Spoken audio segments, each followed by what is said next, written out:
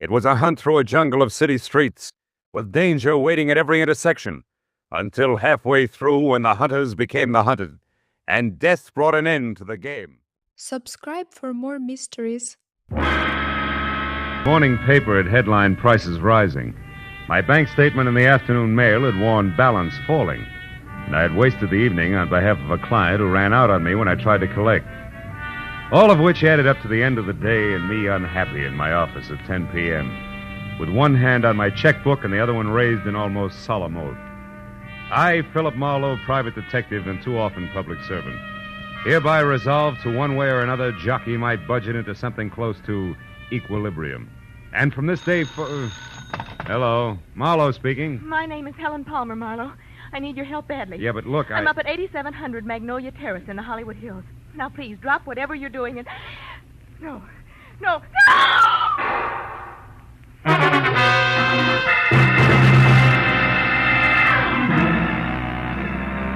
I must have let go of the phone, grabbed my hat and coat, opened and closed the office door, piled into my car outside, and raced up into the Hollywood Hills because the next thing I remember after Helen Palmer's scream was swinging off North Bronson Drive onto Magnolia Terrace. But a minute later, when I scratched to a stop away from number 8700, scrambled out from under the wheel and started on the run for the front door, I was no longer sure of anything. Because the house in question, a stock southern mansion complete with stable boy statue and a gravel driveway, which, according to the book, should have been as dark and as quiet as the inside of a coffin, was anything else but. And when I got to the oversized bronze door knocker and dropped it hard, I was beginning to doubt that I had the right address. Can I be of some assistance, sir? I don't know. I'm looking for a woman named Helen Palmer who called me at my office. Said she needed help. And a second after that, she... Screamed, huh? Tell me, sir, what is your name and occupation? In that order, Philip Marlowe, private detective. Good for Helen, good for... Happy, aren't you? What's going on here? What is this? Why, it's a party, sir. A scavenger hunt. It looks like Helen Palmer's the Now, wait a minute, laughing boy. I had a call that was interrupted by pistol shots, and I... All just part of the play, sir. Yeah, Helen Palmer had to bring back one private detective. Yeah, you see, Marlowe, each list, aside from the usual hard-to-find objects, had a human being on it. That's right. I had to bring back a Hoover vacuum cleaner salesman, and believe it or not, he's already sold our good host, Thaddeus Grover, the deluxe model. Yes, sir, he did it bad. You see, Mr. Marlowe, Helen Palmer wasn't permitted to actually hire you. That's why she had to pretend to be in trouble. With the net result that I nearly broke my neck getting up here. Mr. Grover, where is Miss Palmer? Well, I don't know for sure, Marlowe. She called just a bit ago and said that she only had to catch on to you and one other item and would be back after that. Which makes her the winner, Mr. Marlowe, because none of us did better than half our list. By the by, you don't happen to have the breech lock of a 57-millimeter anti-tank gun with you. At the moment, no. Nor do I have time for scavenger hunters. Not even when they most cordially invite you in for the finest serving of party-style Southern fried chicken imaginable. Come on, Mr. Marlowe. No, I'm sorry. Come on. Well, Come It's on. delicious chicken. Well, okay, the chicken did it. The inside of Thaddeus Grover's house was also stock southern mansion from a giant cut glass punch bowl. Belonged to my mother, sir, First Lady of Atlanta, Georgia, sir, to a wide and winding colonial staircase. It left you expecting the descent of Scarlett O'Hara at any moment. There was one strange note in the soft southern surroundings. Piled 3 feet high in the middle of the room were the crazy quilt results of the evening's scavenger hunt, including a wooden cigar store Indian, a pair of Hickok suspenders from the local fire chief, one red motorcycle, a stuffed owl, a set of antlers, and more. And behind all that, my counterparts, the bring-em-back-alive items from each list. A streetcar conductor in uniform, a waiter bald and under 40, a school teacher red-headed and over 50. But I was the center of attention. But Thaddeus introduced one after another of the guests to the genuine, 100% non-shrinkable private detective. And now, Mr. Marlowe, sir, a very special friend of mine. At 31, sir, the president of Sample and Claiborne, best building contractors in the city of Los Angeles. Oh, that's so very interesting, Mr. Grover. Yeah, moreover, Mr. Marlowe, Sample made it right to the top in the past 2 years. Uh-huh. Yeah, ever since old Joshua Claiborne got killed falling off a scaffold. He did. Of course, between you and me and the gatepost, some folks say it was suicide. But... Oh, Larry! Boy, I'd like you to meet Mr. Marlowe, private detective. Mr. Marlowe, Larry Sample. How do you do? Hello, Mr. Marlowe. Glad you're with us. Thaddeus, has Rhonda called in yet? Last time I heard from her was when we split our list in two, and she headed out after a Latin American rumba team. Well, if she went after a boss, she'll bring her back. That's Rhonda Langley we're speaking of, Mr. Marlowe, Larry's lady friend. Oh? Nicest person I know. Except, of course, my fiancée, Helen. Helen is in Palmer, my patron, Mr. Grover. Yes, sir, one and the same, sir. Well, we certainly have a lot of fun, even if we don't make much money, Marlowe? Yeah, you certainly... Mr. Grover, did you say money? Most surely did, boy. You know, dollars and cents. Yes. Well, gentlemen, you'll excuse me, please, but I do have to run. Good night, Mr. Sample. And Mr. Grover, sir, it's been a distinct pleasure, sir. I bid you goodbye, sir. Goodbye, sir. You're a card.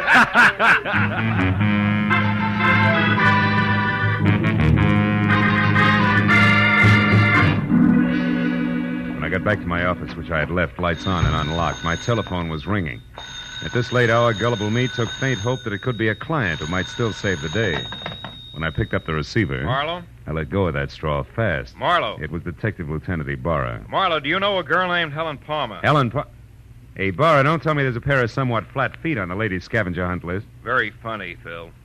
How do you know her? No, not beyond a panicked telephone call that ended in a make-believe scream and a couple of pistol shots. All designed to bring me running to a party at 8700 Magnolia Terrace. Mm-hmm.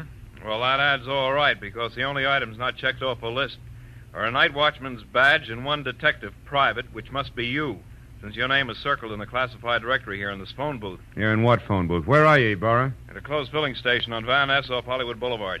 Yeah, but wait a minute. Why is the girl's list there with you? Because it's clenched in her right hand, Phil, and she's folded up on the floor of this booth, dead. Oh, no.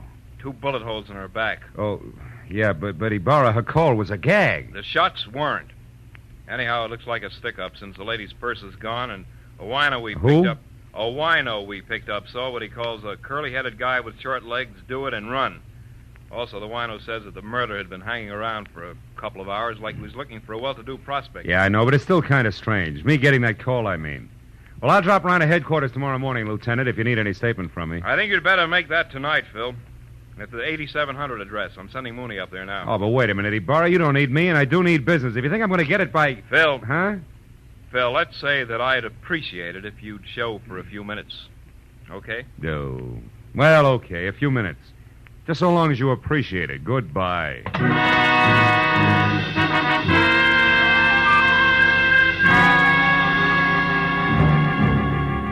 Driving back to Magnolia Terrace, I used Detective Lieutenant Ibarra as an oversized whipping boy for the day's disappointments. So when I finally braked to a stop behind a half-parked squad car, which meant that Police Officer Mooney was already on hand, I was about back to normal. But then in the next quick moment, I forgot all about Ibarra because in the shadows ahead, sneaking away from a side entrance to number 8700, and looking as guilty as Lucretia Borgia leaving a corner pharmacy, was a young lady, brunette and beautiful. She hurried directly to a gray Nash parked in the rear and, without looking back, climbed in and took off. Following her had to be more fun than conversation with Mooney.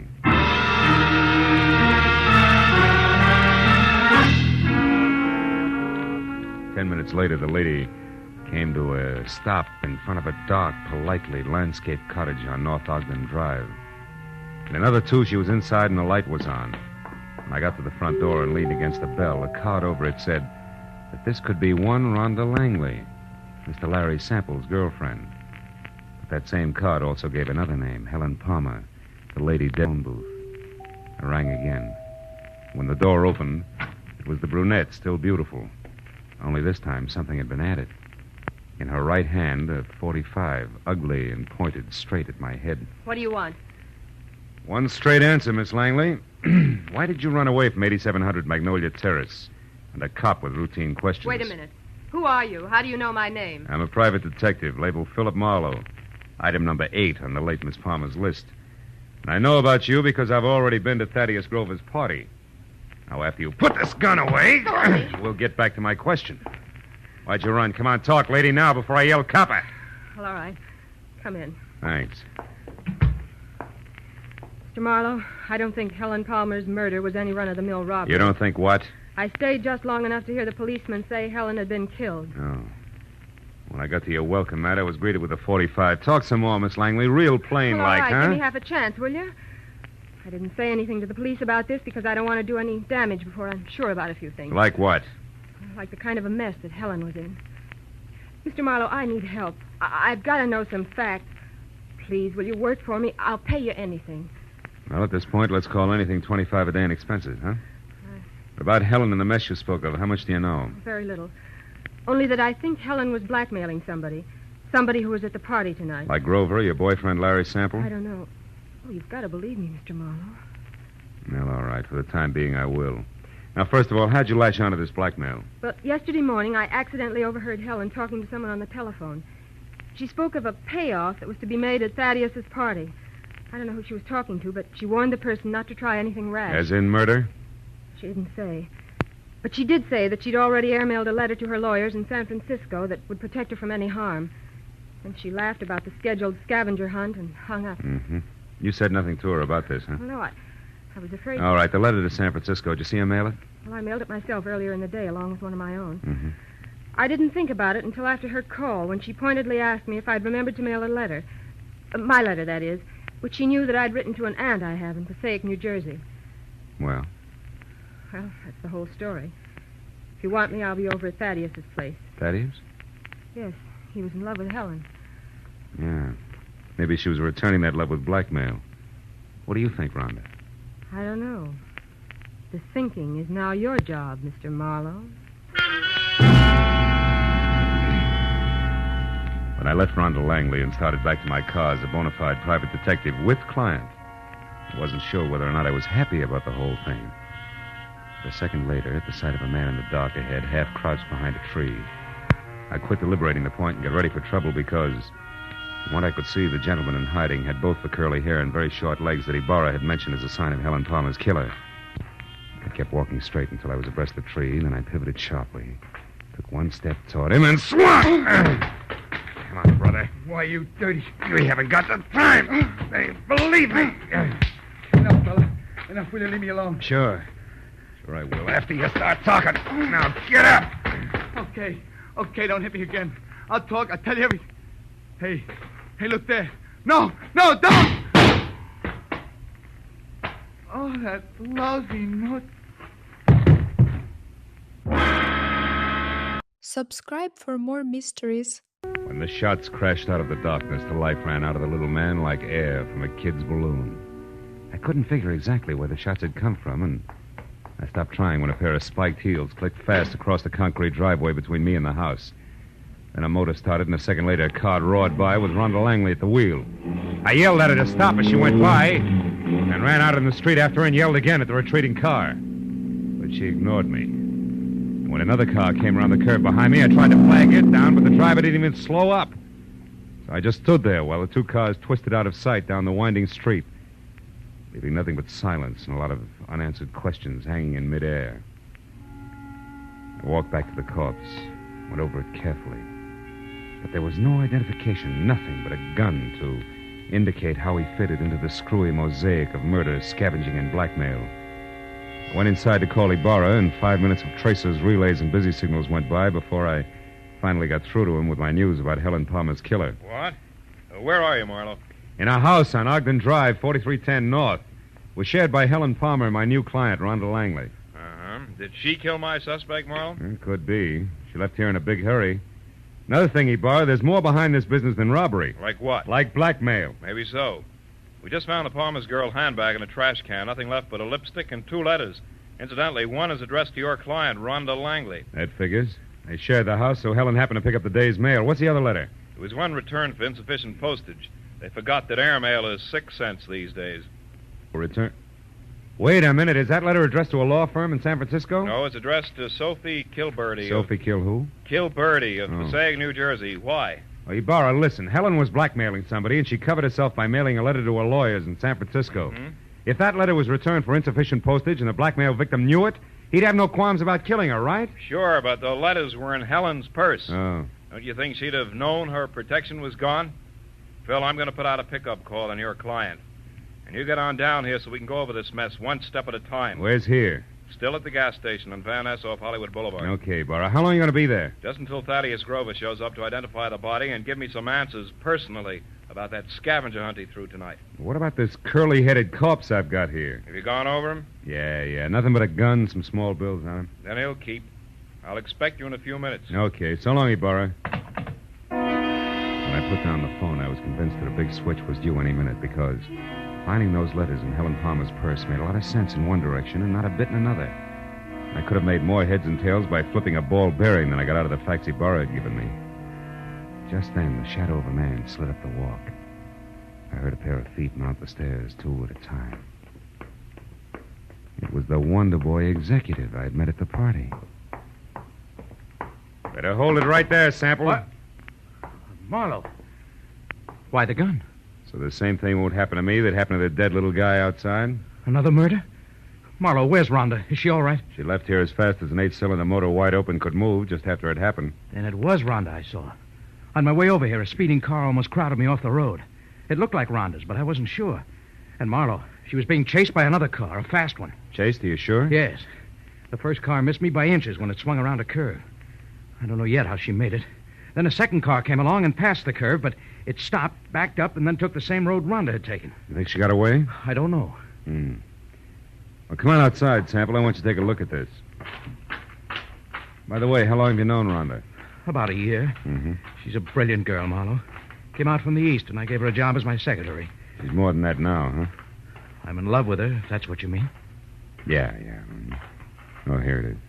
Well, Marlow, I know this man. That's Nate Murdoch. He used to be a foreman with our firm. He left and went back to Atlanta right after Claiborne's death. Atlanta? Isn't your host Thaddeus Grover from Atlanta? Yes, he is. Oh, brother. When did you see Grover last? Well, the police asked him to go and identify Helen's body. He left the party while the officer was still questioning the rest of us. Yeah, and on the way, he could have taken time off to drop by here, kill Murdoch, and make a try for Rhonda, too. Come on, let's get to the phone. But why, Marlow? Good heavens, Grover's our friend. He and Helen were engaged to be married. All right, so it doesn't make sense. But his fiancée and his short friend from Atlanta are both dead. And Rhonda's burning the tires off a car to keep out of reach. Those are the facts. Will make sense later.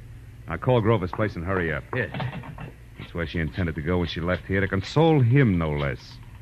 Scavenger hunt my Aunt Minnie. Hello? Hello, is Mr. Grover there? No? Well, has Miss Langley arrived yet? Oh, it's the maid, Marlow. Mm-hmm. Rhonda had... What's that? She's coming up the walk now? Hold the line a minute, please. She just got there, Marlow. What'll I tell her? Tell her to leave again. Tell her... No. Where do you live? 4406 Ardmore. All right. Tell her I said for her to wait outside in the back of the house until you can get over there to pick her up. Take her to your place, and I'll pin Grover down. Right. Where are you going now? See Lieutenant Ibarra, and I can get there faster than I can call him on the phone. Good luck, Sample.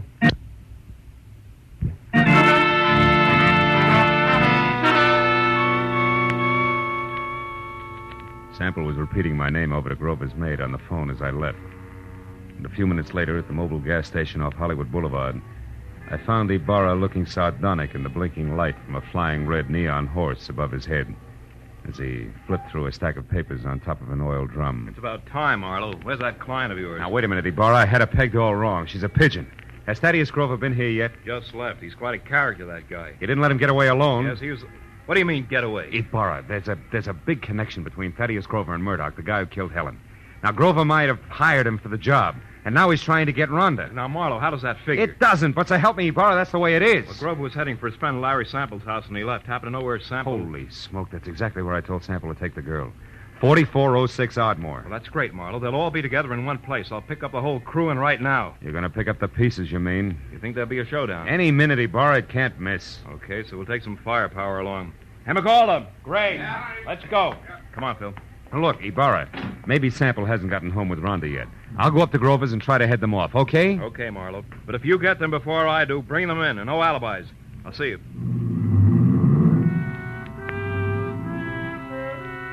Ibarra was grim as he climbed in his car and drove off fast. I headed for my car. Then, as I turned, my arm swept the scavenger lists Ibarra had left on the oil drum off onto the ground. When I picked them up, Rhonda Langley's name was on top. Her list was as goony as the others, but near the bottom was an item strangely familiar to me, which hadn't been checked off. It was a canceled ticket from Woodhaven Ballroom. All at once, I realized why it was familiar. The sign I'd been half conscious of on top of the big squat building across the street read, Woodhaven Ballroom, closed tonight. On a hunch, I dug for Helen Palmer's list. Yeah, Ibarra was right.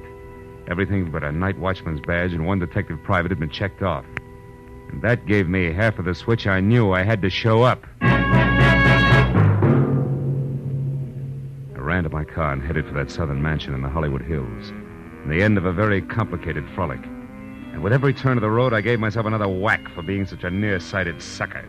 When I got there, the big house on Magnolia Terrace was dark, except for a light in the servants' quarters.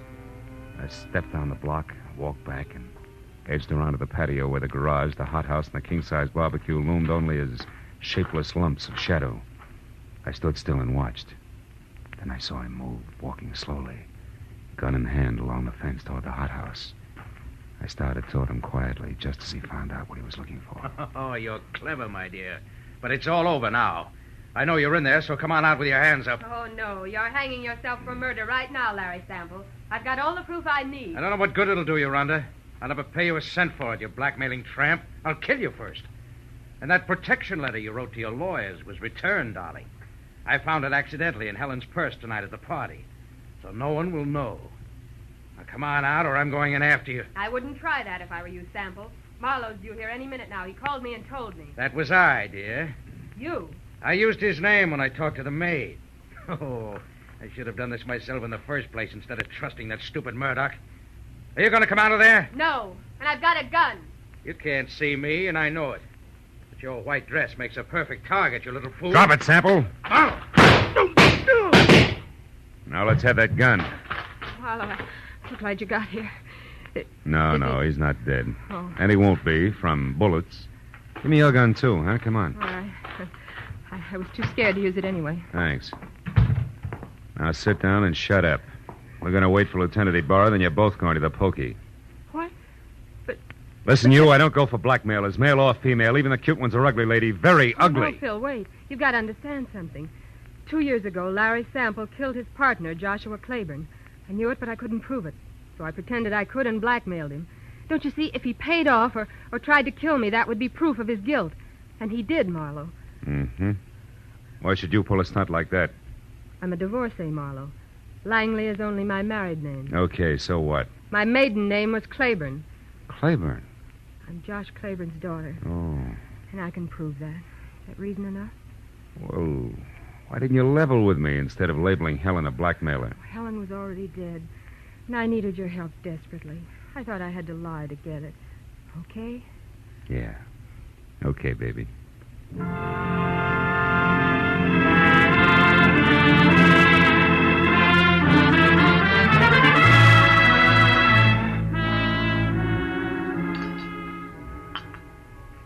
Anyone care for more coffee? How about you, Lieutenant? Oh, no thanks, Mr. Grover. Well, Marlow, you got it all to come out even anyway.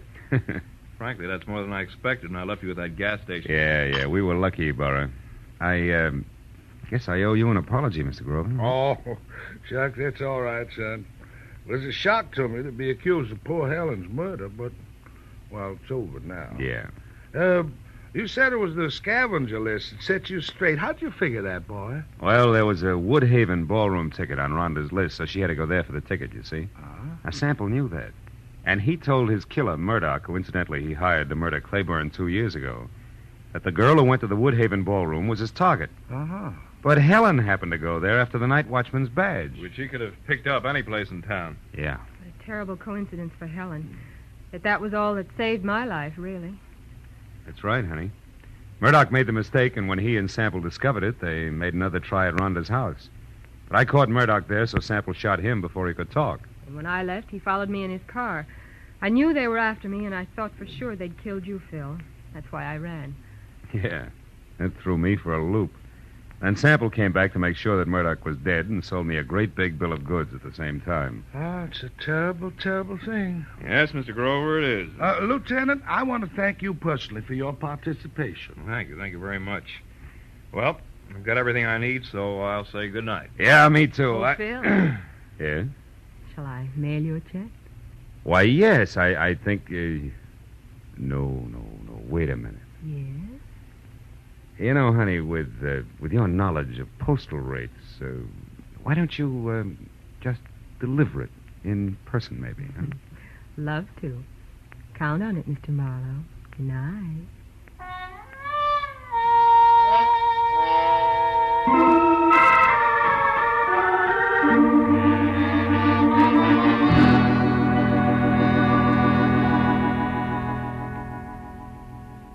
down from the Hollywood Hills with a check warming my wallet and the echo of a soft invitation warming my imagination.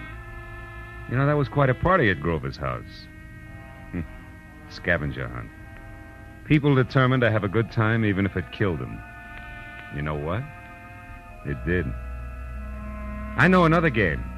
Associations. It goes like this. Grover's party. Rhonda Langley. Rhonda... Date. I wonder if she likes baseball. Subscribe for more mysteries.